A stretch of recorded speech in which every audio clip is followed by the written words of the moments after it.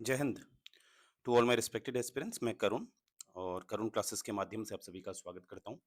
देखिए, आज जो हम पढ़ने वाले हैं वो पढ़ने वाले हैं हम अबाउट दी लोकल गवर्नमेंट, और ये काफ़ी इम्पोर्टेंट है आपके एग्ज़ाम के लिए।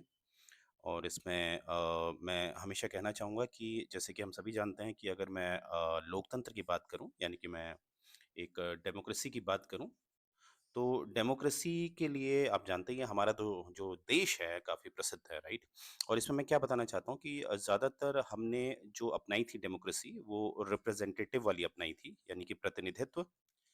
रिप्रेजेंटेटिव यानी कि मॉडर्न एरा में जहाँ पर अब पॉपुलेशन बहुत ज़्यादा हो गई है, तो वहाँ पर डायरेक्ट डेमोक्रेसी, जिसे हम ओल्ड डेमोक्रेसी भी कहते थे या कहते हैं, उसका इस्तेमाल हम उतना नहीं करते हैं। आजकल हमारे लिए जो न्यू डेमोक्रेसी है, जो एक रिप्रेजेंटेटिव डेमोक्रेसी है, जिसमें हमें 2 तरह की सरकारें दिखती हैं। एक वाली सरकार जो यूएस में अपनाई जाती है, जिसे हम प्रेसिडेंशियल फॉर्म ऑफ डेमोक्रेसी कहते हैं, और एक ऐसी सरकार जो यूके में, यूनाइटेड किंगडम में अपनाई जाती है, जिसे हम पार्लियामेंट्री फॉर्म ऑफ गवर्नमेंट कहते हैं। और भारत ने यही पार्लियामेंट्री फॉर्म ऑफ गवर्नमेंट को अपनाया हुआ है, जो एक रिप्रेजेंटेटिव डेमोक्रेसी अर्थात एक मॉडर्न युग की डेमोक्रेसी मानी जाती है, राइट? और यहाँ पर आप देखेंगे कि हम देखेंगे कि जो मॉडर्न डेमोक्रेसी है, उसमें हम रिप्रेजेंटेटिव का शब्द का इस्तेमाल करते हैं, और जो हमारा ये जो लोकल गवर्नमेंट है, ठीक है? लोकल गवर्नमेंट जो हम पढ़ेंगे, जो एक ग्रामीण स्तर पे, एक विलेज लेवल पे कहलाती है पंचायत्स, राइट? और एक हमारा जो शहरी क्षेत्र है, वहाँ पर ये कहलाता है म्युनिसिपैलिटी, राइट? तो आज का जो टॉपिक है हमारा, वो बेसिकली हमारा पंचायत से होगा। पंचायत से हमने देखना है, और पंचायत के बारे में हमें ये पता चलता है कि रिप्रेजेंटेटिव तो था ही, और जब हमने पंचायती तंत्र को अपनाया तो हमारा पार्टिसिपेशन भी शुरू हो गया, पार्टिसिपेशन भी शुरू हो गया। यानी कि जैसे पहला प्रतिनिधित्व था, गाँव का जो व्यक्ति था, वो अपना उम्मीदवार चुनता था, राइट?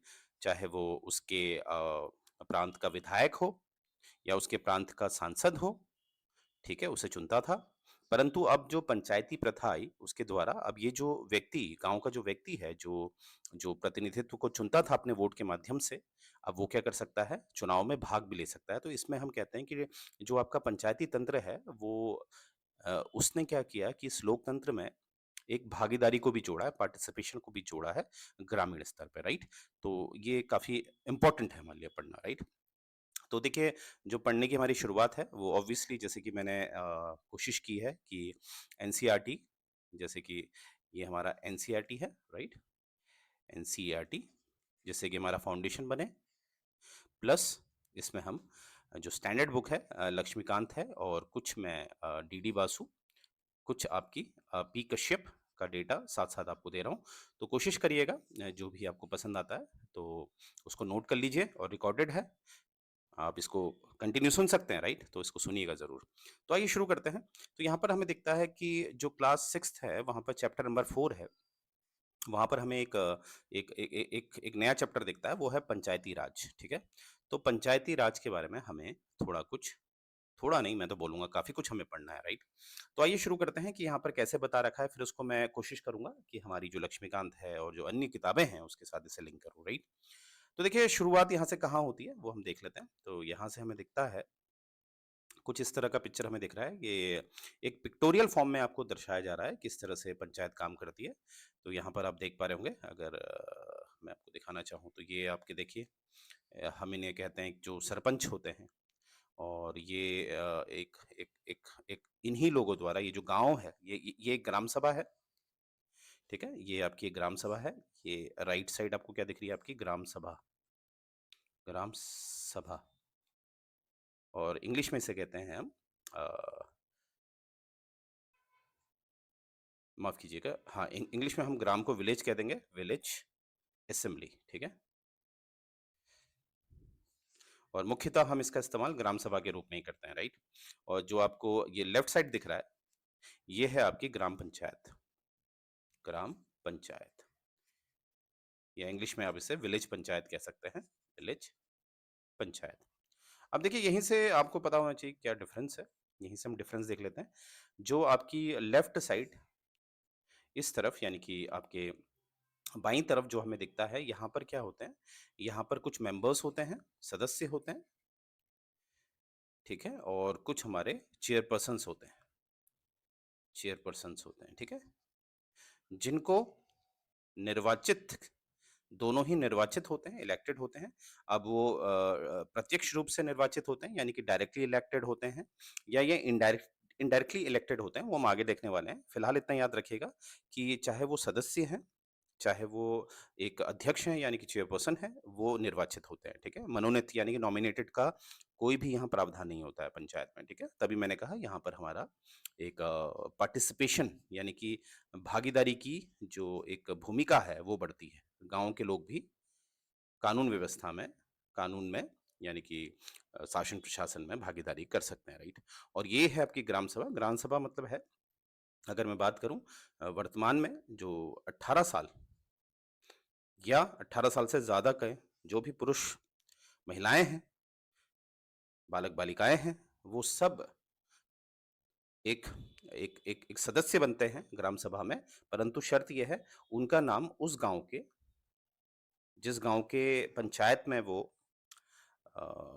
जुड़े हुए हैं, उस पंचायत में जो गाँव आता है, उस गाँव में उनका नाम वोटर लिस्ट में होना चाहिए। जो इलेक्टोरल कॉलेज बनता है, जो वोटर लिस्ट आती है, उसमें उनका नाम होना चाहिए।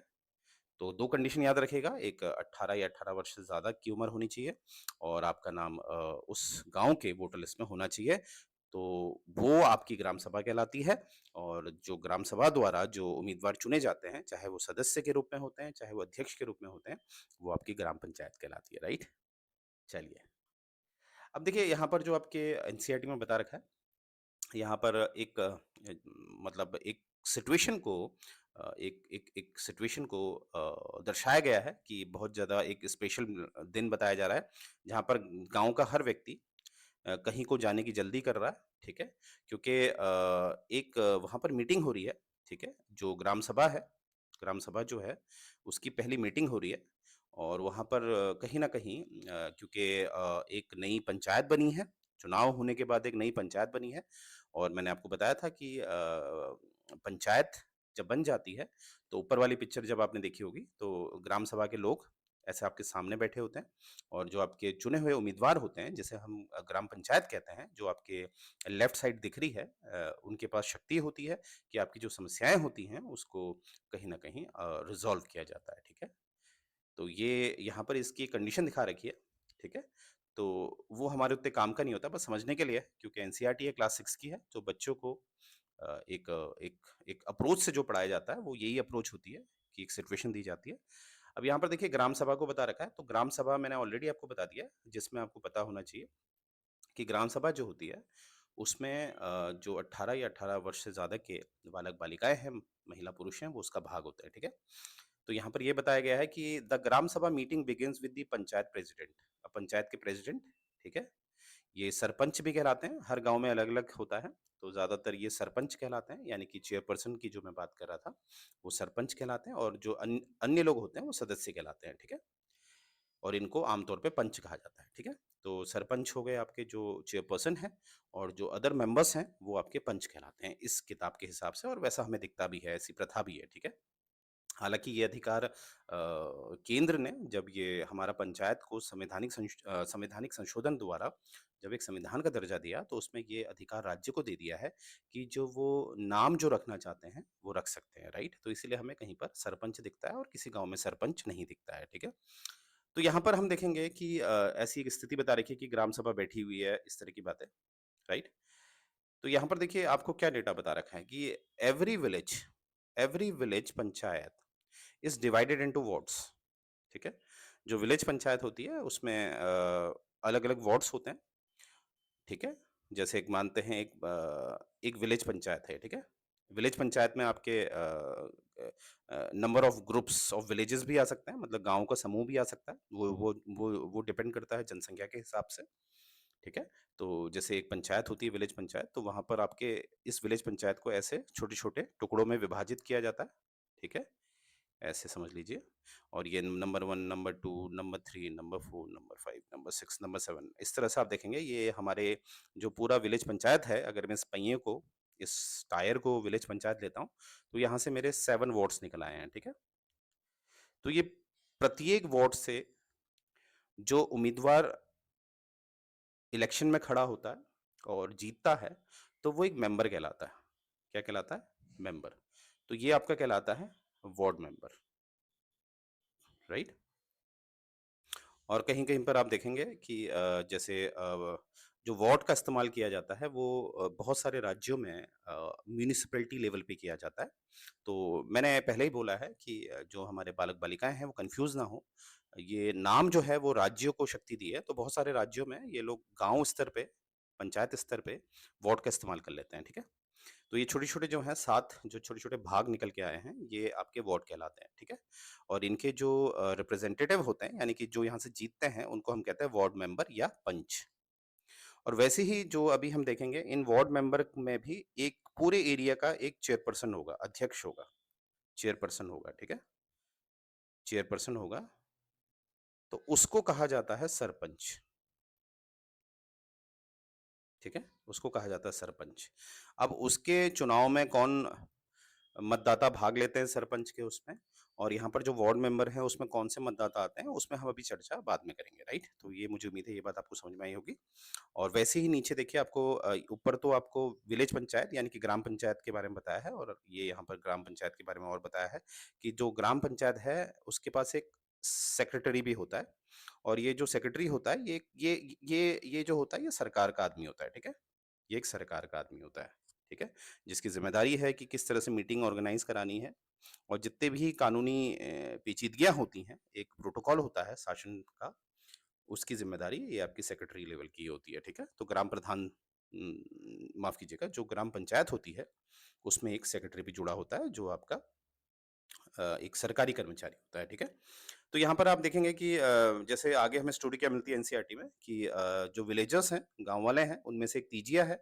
तीजिया जो मीटिंग हो रही है, ये ग्राम पंचायत की, उसमें समस्या बता रही है गाँव की, पानी की समस्या बता रही है, तो और गाँव वाले भी इसमें दिखा रहे हैं कि कह रहे हैं कि हमारी जो महिलाएँ हैं गाँव की, वो 3 किलोमीटर दूर जाती हैं पानी भरने। तो इस तरह की बातें इसमें दिखा रखी है। मतलब ओवरऑल ये बता रखा है कि जो गाँव की समस्याएँ हैं, वो ये जो ग्राम सभा हो रही है, ग्राम पंचायत हो रही है, तो उसमें अपनी समस्याएँ कही जा रही है। और आप एक बात नोटिस कर रहे होंगे, मैं कभी ग्राम पंचायत बोल दे रहा हूँ, कभी ग्राम प्रधान माफ़ कीजिएगा, ग्राम सभा बोल दे रहा हूँ, कभी ग्राम पंचायत बोल दे रहा हूँ, कभी ग्राम सभा बोल दे रहा हूँ। रीज़न क्या है?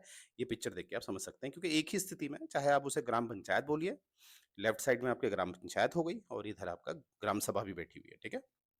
तो इसीलिए मैं सिनोनिम्स की तरह, समानार्थी की तरह इसका इस्तेमाल कर पा रहा हूँ, ठीक है? अब देखिए ग्राम पंचायत आप समझ चुके हैं, वैसे ही ग्राम सभा मैंने ऑलरेडी बताया था आपको, जिसमें 18 से या 18 से ज़्यादा के वर्ष के जो भी हैं बालक-बालिकाएँ, पुरुष, महिलाएँ, वो इसका भाग होती है।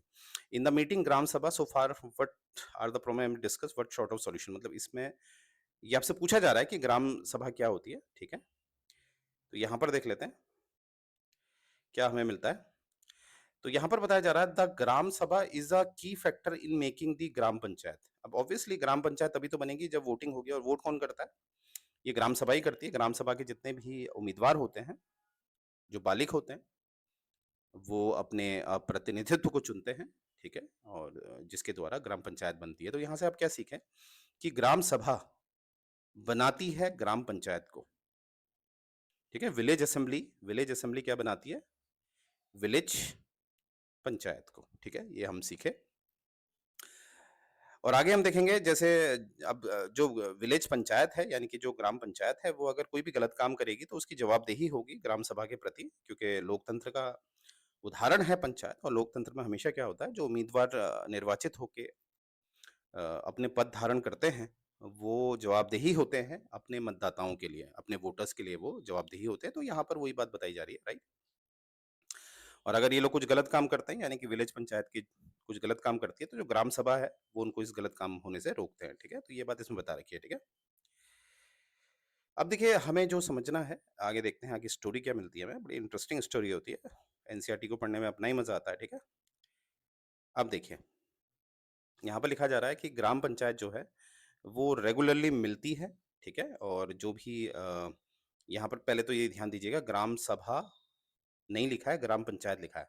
तो ग्राम पंचायत क्या करती है, अपनी मीटिंग करती रहती है, और कहीं न कहीं वो जो भी गाँव के विकास के लिए जो कार्य होते हैं, उसके उद्धार के लिए, यानी कि डेवलपमेंट के लिए उसको लागू करवाती है। इस तरह की बातें हमें दिखती है। डोंट वरी, हम उसे आगे मैं पढ़ाने वाला हूँ आपको। क्योंकि ये जो पंचायत वाला जो भाग है, ये मैं 2 भागों में लाऊँगा, क्योंकि अननेसेसरी वीडियो बहुत लॉन्ग हो, तो फ़ायदा नहीं है, राइट? तो इसमें पहले मैं फ़ोकस एनसीईआरटी का कर रहा हूँ। ठीक है? तो यहाँ से देखिएगा the work of gram panchayat में ये बताया जा रहा है कि किस तरह से ये कंस्ट्रक्शन करते हैं, मेंटेनेंस करते हैं, जो गाँव की रोडें होती हैं, उनका ध्यान रखते हैं, नई-नई रोडें बनवाते हैं, जो पानी की व्यवस्था है, उसका ध्यान रखते हैं, पानी की सिंचाई वगैरह-वगैरह जो भी है, क्योंकि गाँव का मतलब ही होता है खेती, क्योंकि वहाँ प्राइमरी सेक्टर यानी कि आपका जो खेती होता है, खेती से जुड़े हुए जो व्यवसाय होते हैं, उसी में ज़्यादा ध्यान दिया जाता है, राइट? तो ये हमें दिखता है। स्कूल बिल्डिंग उसका मेंटेनेंस होता है आपका। अदर प्रॉपर्टीज़ होती हैं जैसे पंचायती निवास केंद्र होते हैं, उनका ध्यान देना, ठीक है? और यहाँ पर आपको दिखेगा लेवाई टैक्सेस, ठीक है? यानी कि क्योंकि जो पहला वाला पॉइंट बताया जा रहा है उसको करने के लिए जो हमारी ग्राम पंचायत है उनको चाहिए पैसा, ठीक है? अब यहाँ से प्रश्न है कि ये पैसा कहाँ से आएगा, ठीक है? तो जो पैसा है, पैसे के लिए मैं आपको संविधान की तरफ ले जा रहा हूँ, ठीक है? हमारे संविधान में क्या नियम दिए गए हैं, राइट? तो कॉन्स्टिट्यूशन में आपने सबसे पहले देखना है कि एक दिया हुआ है आपका 243 एच, एच फॉर हैन। तो 243 243 एच जो हमारा अनुच्छेद है संविधान का, उसमें ये बता रखा है कि राज्य क्या करेगा, यानी कि जो हमारे स्टेट गवर्नमेंट होती है, स्टेट गवर्नमेंट के अंतर्गत अगर कोई पंचायत आती है तो उसको कहीं ना कहीं अधिकार देगा, शक्तियां देगा कि कुछ मुद्दों पे, कुछ सब्जेक्ट्स में जो पंचायत है वो कानून द्वारा कर वसूल सकती है, कर लगा सकती है, कानून द्वारा कर यानी कि टैक्सेस को लेवाई कर सकती है, मतलब लगा सकती है, ठीक है? और इम्पोज़ माफ़ कीजिएगा कलेक्ट कर सकती है, राइट? तो ये चीज़ें आपने ध्यान देखनी है और यहाँ पर ये भी ध्यान देना है कि इसके द्वारा फिर हमें क्या दिखता है कि हमारी जो पंचायत होती है वो अपने स्तर पे राजस्व यानी कि रेवेन्यू कर के माध्यम से ग्रहण कर सकती है, राइट? तो पहले तो एक एक जो है, जो पैसे की ज़रूरत है पंचायत को, इससे पूरी होती है। ये एक संवैधानिक नियम है। तो राज्य कहीं न कहीं बाधित होते हैं, मैंडेटरी हो जाता है राज्यों के लिए कि वो कुछ शक्ति अपनी पंचायत की तरफ अ, डिसइंटीग्रेट करते हैं, राइट? वैसे ही यहाँ पर अब क्वेश्चन आता है कि और क्या तरीका है? और ये तरीका है अगर मैं बात करूँ, जैसे आप संविधान का अनुच्छेद 280 पढ़ते हैं। संविधान 280 अनुच्छेद 280 संविधान का, तो वहाँ पर आपको दिखेगा वित्त आयोग के बारे में, जिसे हम फाइनेंस कमीशन कहते हैं, फाइनेंस कमीशन। तो फाइनेंस कमीशन जो है ये आपका जो आपका सेंटर यानी कि केंद्र सरकार और राज्य सरकार यानी कि जो स्टेट गवर्नमेंट्स होती हैं, उसके बीच जो आपके जो भी कर, चाहे वो अप्रत्यक्ष कर होते हैं, जैसे जीएसटी तो आप जानते होंगे, गुड्स एंड सर्विस टैक्स, या जो डायरेक्ट टैक्सेस होते हैं, उसका जो भी कलेक्शन होता है, फिर वहाँ पे फाइनेंस कमीशन जो एक संवैधानिक संस्थान है, जो आर्टिकल 280 में आता है, वो तय करता है कि किस अनुपात में सेंटर को दिया जाएगा और राज्यों को दिया जाएगा, ठीक है? तो राज्यों का जो राजस्व है, वो तो यहाँ से भी आ जाता है और राज्य अपने स्तर पे कर भी लगाते हैं। अब प्रश्न है पंचायतों का क्या है? तो यही प्रावधान जैसे 280 वाला प्रावधान हमें दिखता है, राइट? और वो हमें कहाँ दिखता है? वो दिखता है हमें 243 243 आई में, आई फॉर इंक, 243 आई, 243 आई में दिखता है, राइट? तो इसमें क्या है? ये बात करता है राज्य वित्त आयोग की। किसकी बात करता है? State finance commission. और ये जो स्टेट फाइनेंस कमीशन है, इसकी इसका कर्तव्य ये है, इसकी ड्यूटी ये है कि जो भी राज्य अपने स्तर पे जो राजस्व प्राप्त करता है, अब वो अलग-अलग तरीके से प्राप्त करता है, जब मैं आपको इकोनॉमिक्स पढ़ाऊँगा तब आपको समझ में आएगा। तो वहाँ पर जो हमारा स्टेट फाइनेंस कमीशन है, ये तय करता है कि कितना अनुपात राज्यों के पास रहेगा और कितना अनुपात पंचायतों को दिया जाएगा, ठीक है?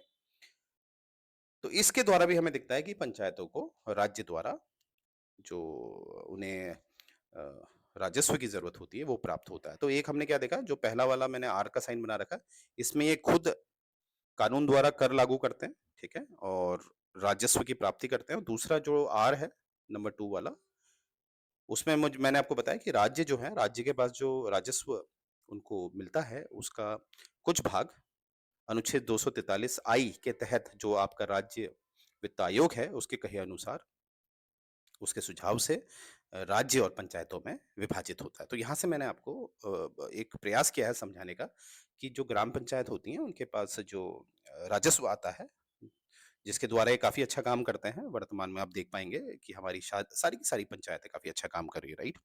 अब यहाँ पर से एक क्वेश्चन आता है, जैसे जो ये टैक्स लगाते हैं जो पंचायत, क्या इनका ऑडिट होता है? मतलब ऑडिट करना ज़रूरी है भई, है ना? क्योंकि पैसे का लेन-देन सरकारी पैसा है, लोगों का पैसा है, तो उस पैसे का इस्तेमाल सही हो रहा, नहीं हो रहा। तो ऑडिट जो है, अगर आप देखेंगे, अगर मैं केंद्र स्तर की बात करूँ, संविधान में 148 जो है, अनुच्छेद 148, वहाँ पर आपको कैग के बारे में मिलेगा। कैग जो करता है वो ऑडिट करता है सेंटर का, सेंटर के खातों का, यानी कि केंद्र सरकार के खातों का, और स्टेट्स का, यानी कि जो राज्य की सरकारें हैं उनका ऑडिट करता है। तो क्या हमारा पंचायत के लिए भी ऐसा कुछ नियम दिया गया है? जी बिल्कुल दिया गया है। अगर मैं 243 जे, जे फॉर जैक, तो 243 जे देखता हूँ, तो वहां पर हमें दिखता है कि जो पंचायतों के जो अकाउंट होते हैं, जो सरकारी अकाउंट होते हैं, उनका ऑडिट होता है। ठीक है, तो निश्चिंत होके जो लोग हैं वो अपना, अगर जो अ, कर लगाया जाता है पंचायतों द्वारा, तो निश्चिंत होके लोग इसको अपना कर देते हैं, क्योंकि उनको पता है ऑडिट होता है और ऑडिट की रिपोर्ट पब्लिक की जाती है, आप सभी जानते हैं, राइट? और इस तरह से आपको दिख रहा होगा, एनसीईआरटी में दिखा रखा है कि इस तरह से, जैसे जो पंचायत लेवल पे जो हमारे नेता आते हैं आगे उभर कर, चाहे वो ग्राम प्रधान के रूप में है, चाहे वो अध्यक्ष के रूप में है, चाहे वार्ड मेंबर के रूप में है, इस तरह से आपको दिखता है। तो अगर वो अच्छा काम करते हैं तो सरकार उन्हें पुरस्कृत करती है, ठीक है? जिससे कि वो और अपना चेतना का इस्तेमाल करके और अच्छा काम करें, और वो एक उदाहरण भी बने अन्य लोगों के लिए, ठीक है? युवाओं के लिए। तो ये हमें दिखता है, इस तरह से आप देख रहे होंगे। अब यहाँ पर आपको दिख रहा होगा 3 लेवल ऑफ पंचायत्स, ठीक है? 3 लेवल ऑफ पंचायत। तो इसमें मैं ये बताना चाहता हूँ, इसको हम एक संवैधानिक दृष्टिकोण से देखेंगे, ठीक है? तो यहाँ पर देखिए, ये अब 3 टियर ऑफ पंचायत जो है, इसमें अगर मैं आपसे बात करूँ, सबसे पहली जो एक कमिटी बनी थी 1957 में, 1957 में, वो बनी थी बलवंत राय मेहता कमेटी, बलवंत राय मेहता कमेटी। ये बनी थी 1957 में, ठीक है? ये 1957 में बनी थी, जनवरी के महीने में ये बनी थी, जनवरी, और नवंबर के महीने में इन्होंने अपनी रिपोर्ट दी थी। तो वहाँ पर हमें दिखता है कि शुरुआत में यहीं से हमें दिख जाता है कि ये कहा गया था कि जो पंचायती तंत्र बनाया जाएगा उसमें 3 टियर होने चाहिए, यानी कि 3 इसके स्तर होने चाहिए। मेरा क्या कहने का मतलब है, जैसे जो, अगर मैं बलवंत राय मेहता जी की बात करूँ, तो उन्होंने कहा था कि जो आपका विलेज लेवल है, ग्रामीण स्तर है, वहाँ पर आपकी होनी चाहिए विलेज पंचायत। जैसे अभी हमने देखा था विलेज पंचायत और ग्राम सभा में मैंने आपको डिफरेंस बताया था। फिर आपका ब्लॉक लेवल पे होनी चाहिए पंचायत समिति, और आपका जो जिला स्तर होता है, ठीक है? जो डिस्ट्रिक्ट लेवल है आपका, वहाँ पर होनी चाहिए जिला परिषद।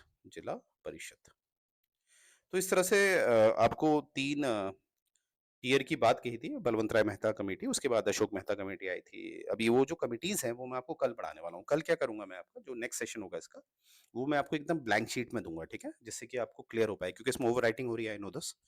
बट व्हाट आई मीन, आज आप थोड़ा बेस तैयार करिए अपने। तो यहाँ पर आप देखेंगे 3 टियर की बात की गई है।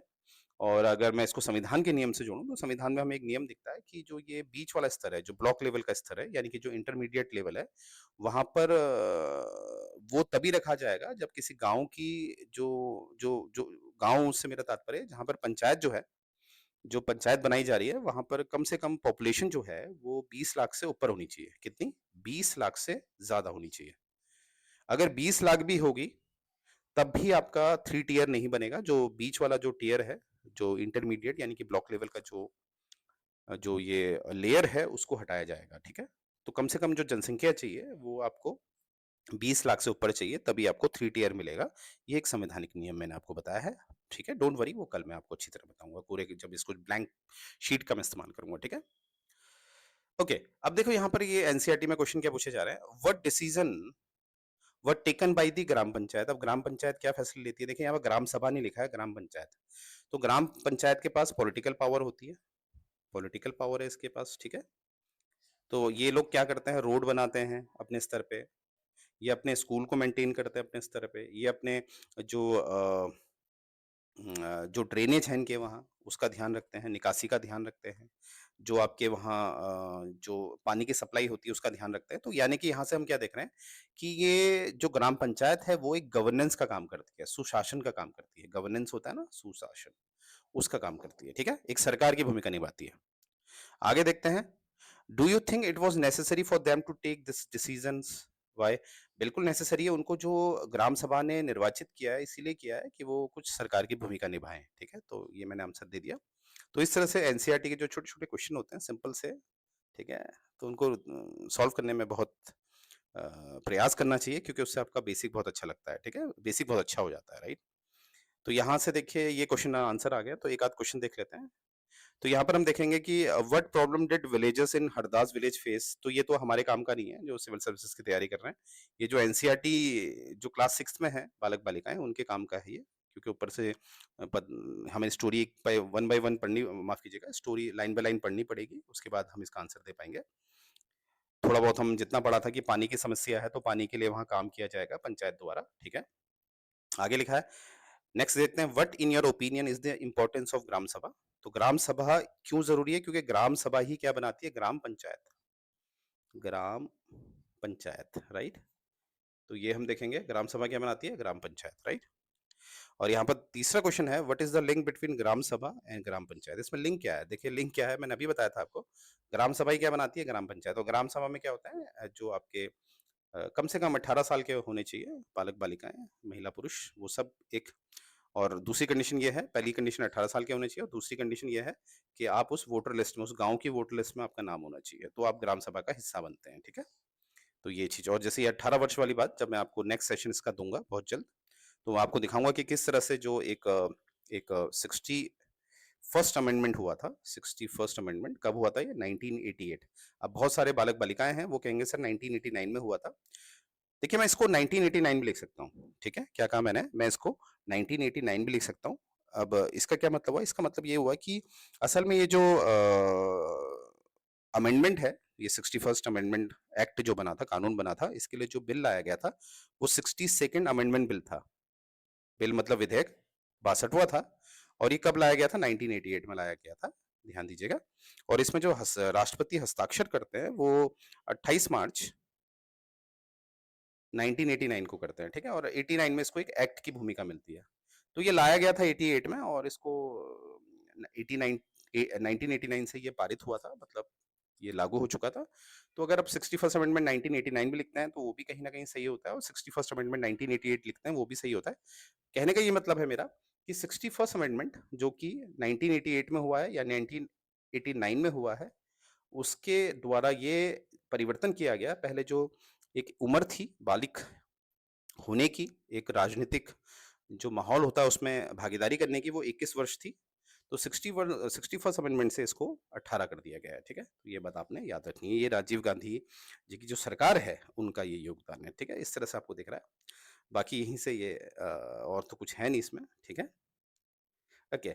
तो देखिए ये कुछ बेसिक मैंने आपको बताया, तो एक बार क्विक रिवीजन कर लेते हैं कि हमने क्या पढ़ा है। एक यहाँ पर क्विक रिवीजन। तो इससे हमने आज पढ़ा है कि एक ग्राम सभा क्या होती है, ग्राम सभा क्या होती है, और एक ग्राम पंचायत क्या होती है, ठीक है? ये हमने देखा है, राइट? और अभी मैंने आपको एक 61st अमेंडमेंट भी बताया है, जो कब हुआ है, जब मैंने कहा उसको आप 1989 भी कोट कर सकते हैं, और अगर आप 88 भी कोट करते हैं तो कोई समस्या नहीं है, ठीक है? तो इसके 61st अमेंडमेंट के द्वारा क्या हुआ, ये जो आपकी जो एक बालिक होने की एज है या वोटिंग एज है, वो 21 वर्ष से अब कितनी कर दी गई है? 18 वर्ष। तो ये भी आपने याद रखना है कि 18 वर्ष किस वर्ष से हुई है, तो वर्ष तो आपने 1989 रखना है, जो वर्तमान में भी चल रहा है, राइट? तो इस तरह से हमने देखा, और ये भी देखा कि किस तरह से जो जो एक सरपंच होता है, यानी कि जो चेयरपर्सन होता है, उसको बहुत सारे गाँव में सरपंच कहा जाता है, और जो वार्ड मेंबर होता है, उसको पंच कहा जाता है, ठीक है? पंच, वार्ड मेंबर, आजकल हम उसको वार्ड मेंबर के नाम से जानते हैं, और सरपंच आपका जो आपका चेयरपर्सन होता है, राइट? तो इस तरह से आपने देखा होगा कि हमारा कुछ बेसिक है वो हमारा पूरा हुआ है, और इसका जो सेकंड पार्ट है, सेकंड पार्ट में मैं थोड़ा इसका एडवांस वर्जन लाऊंगा, ठीक है? और अंत में मैं एक बात कहना चाहता हूँ कि देखिए ये आपका पंचायती तंत्र बहुत इंपॉर्टेंट है, तो इस बात का आपने ध्यान देना है, एग्जाम में बहुत पूछा जाता है, ठीक है? तो मैं चाहता हूँ कि अगर आपको मेरा ये प्रयास पसंद आ रहा है, थोड़ा सिंपल मैंने बनाया है, ठीक है? और अगर आपको पसंद आ रहा है तो कमेंट करिए, और इस चैनल को जितना हो सके शेयर करिए, राइट? और सब्सक्राइब करिए, राइट? और यहाँ पर आप देखिए, क्योंकि मैं जो भी मटेरियल दे रहा हूँ फ्री ऑफ कॉस्ट दे रहा हूँ, और आप किसी से भी वेरीफाई करा सकते हैं। ये बहुत यूपीएससी लेवल का जो मेरा अनुभव है वो मैं आपके साथ साझा कर रहा हूँ। तो अंत में ये मेरा नंबर है 9897029932। इसमें आप मुझे कांटेक्ट कर सकते हैं। आई रिपीट, नंबर है 9897029932। इसमें आप मुझे कांटेक्ट कर सकते हैं, ठीक है? और कोई भी आपका प्रॉब्लम है तो उसे सॉल्व किया जाएगा, राइट? चलिए, thank you so much for attending my lecture. जय हिंद।